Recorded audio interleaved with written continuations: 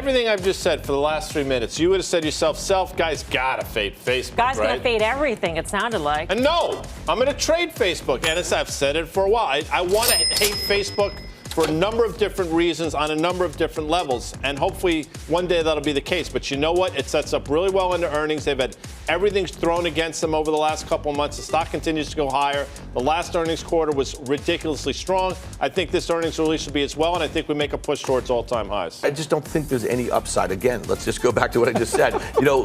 Buy Microsoft at an all-time high. Buy Amazon at an all-time high after they put up a good number. But here's the thing. I think the risk reward is 1 up, 2 down. So if they get things wrong, you end up having yourself a situation like Netflix earlier in the week. I'm long. So this one I am the most nervous about because that last quarter, unlike Facebook, that last quarter for Google was really problematic. And I don't know if Dan alludes to is Facebook taking share. I think the pie is growing big enough that Facebook can do, first of all, they need to do a much better job on the call than they did.